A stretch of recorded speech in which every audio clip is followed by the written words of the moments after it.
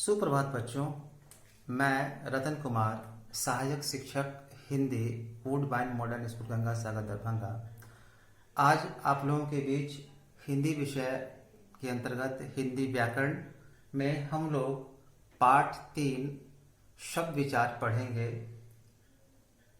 हम जानते हैं कि भाषा के अंतर्गत हम जिन विचारों या भावों को व्यक्त करते हैं उनके अंतर्गत हम विभिन्न प्रकार के वाक्यों का प्रयोग करते हैं। हम जितनी भी बात कहते हैं, जितनी भी बात रखते हैं, वो सारा का सारा वाक्य ही होता है। और हम वाक्य के अंतर्गत यदि देखें तो उसमें कई शब्द होते हैं, जिन शब्दों को मिला करके एक वाक्य तैयार होता है। तो और फिर जब हम प्रत्येक शब्द में हम देखें तो प्रत्येक शब्द में कुछ वर्ण होते हैं जो क्रमिक रूप में लिखा हुआ होता है और जिसका एक निश्चित अर्थ होता है। इसीलिए वे वर्ण समूह शब्द कहलाते हैं, है ना।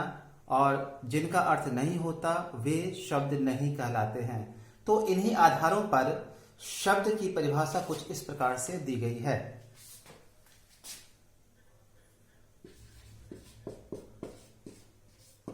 वर्णों के सार्थक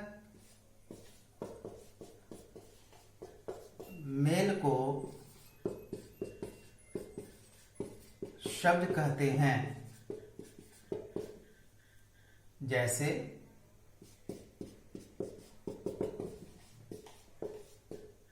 कमल, कलम इत्यादि।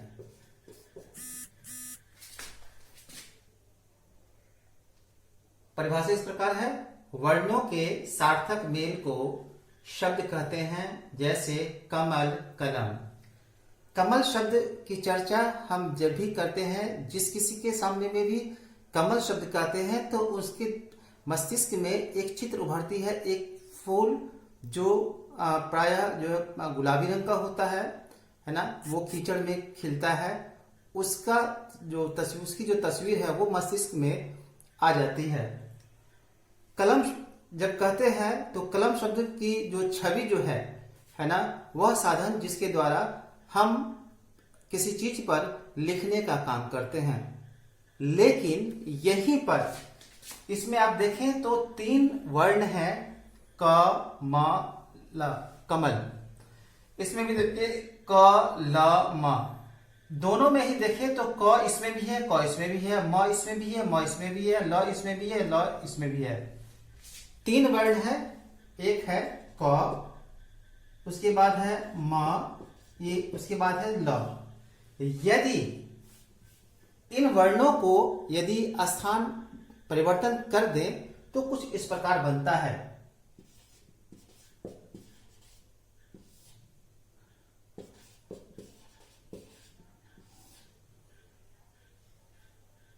हम देखेंगे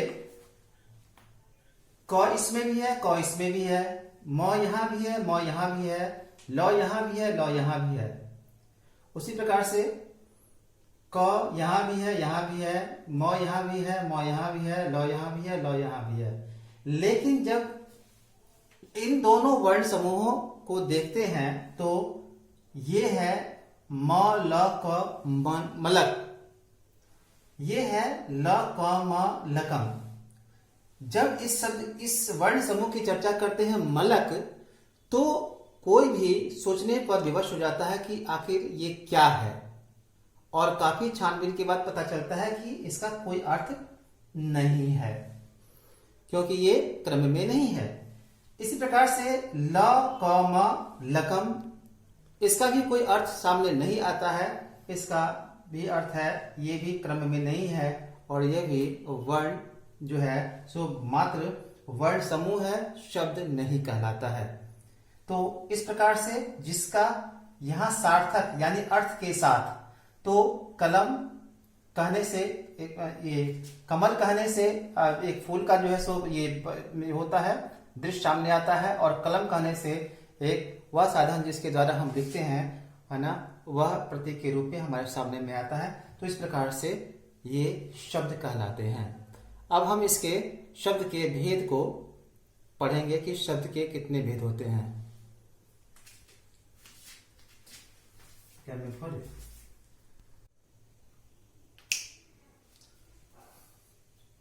शब्द के भेद। अब शब्द के भेदों को 4 आधारों पर बांटा गया है। हम लोग सीधे सीधे यह नहीं कह सकते या यह नहीं लिख सकते कि शब्द के 4 भेद होते हैं, क्योंकि शब्द के भेदों को आधारों पर बांटा गया है ना। तो इन्हीं आधारों पर हम लोग शब्द के 4 भेद हम लोग जानते हैं, लिखते हैं।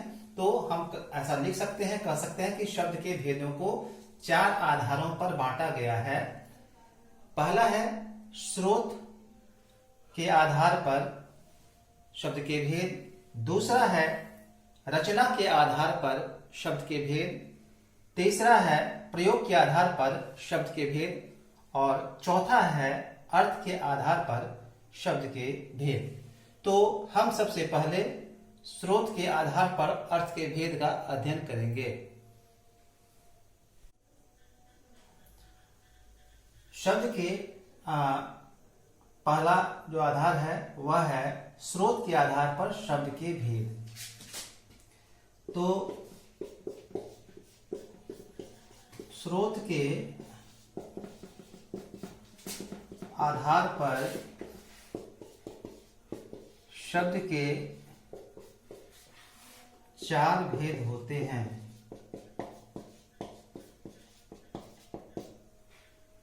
नंबर 1 तत्सम। नंबर 2 तद्भव। नंबर 3 देशज। और नंबर 4 विदेशज या विदेशी।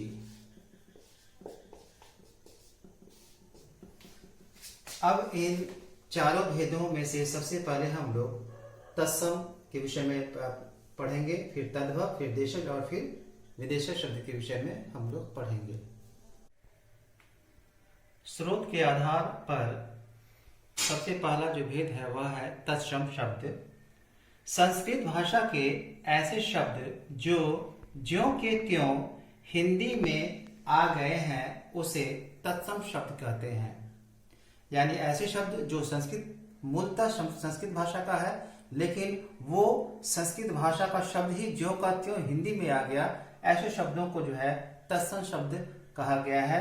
उदाहरण के लिए नेत्र, ये संस्कृत शब्द है ना, जबकि हिंदी में भी नेत्र शब्द का प्रयोग हिंदी शब्द की तरह किया जाता है।